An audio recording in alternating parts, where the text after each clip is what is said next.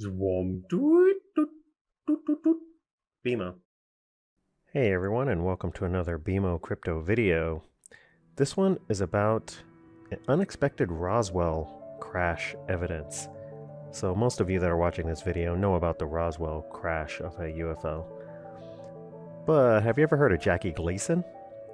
He's an actor most well known for the Honeymooners TV show and Buford T. Justice in the Smokey and the Bandit movies.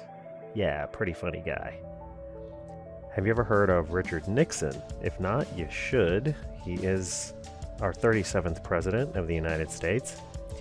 So what do these two have to do with Roswell evidence? Allegedly, Richard Nixon showed Jackie Gleason some aliens and a craft at Homestead Air Force Base. It's a story that sounds too weird to be true or too weird to be made up.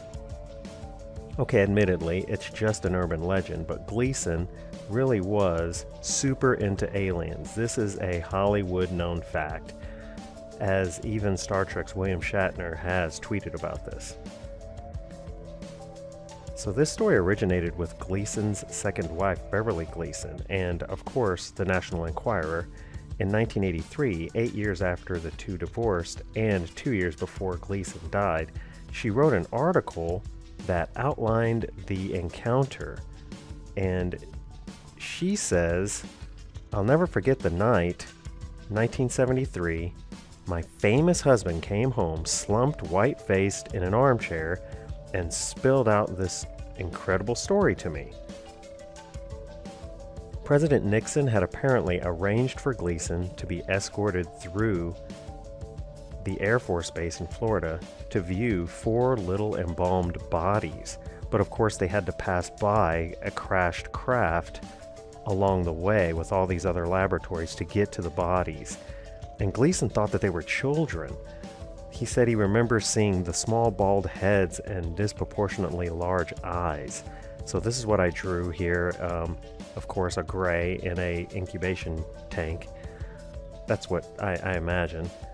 So it's never been made clear whether Beverly herself actually wrote this story or if the National Enquirer wrote it and just put her name on it.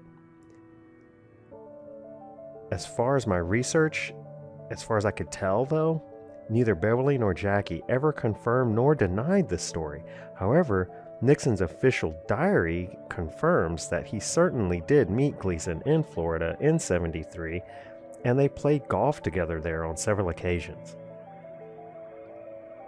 Snopes classifies the Nixon-Gleason story as unproven, stating insufficient evidence exists to establish the given claims as true, but the claim cannot be definitively proven false either. Interesting.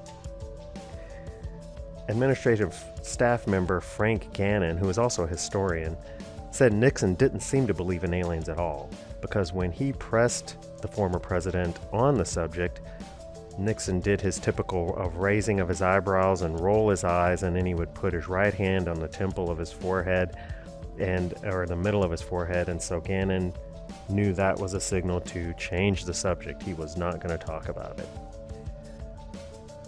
What can't be disputed, however, is that after this event, Gleason came from that trip with Nixon a changed man. Gleason also amassed a huge collection of books on the paranormal and the parapsychological books and information, as well as information on UFOs, most of which were donated to the library at the University of Miami after he died. Gleason is also famous for his round house, everybody calls it, dubbed the Mothership, that he said several times he had it built based on what he saw that day in that base. So I can't help but notice that that house looks a lot like Bob Lazar's spaceship that he says he saw working for the government. So yeah, apparently Gleason's family, they sold that house in 2018 for around $12 million. That house was sold. So there you go. So what do you guys think of that? Do you think that it's a true story? Anyways, please give this video a thumbs up, subscribe to BMO Creative for more crypto videos, and we will see you in the next one. Thanks so much. Bye.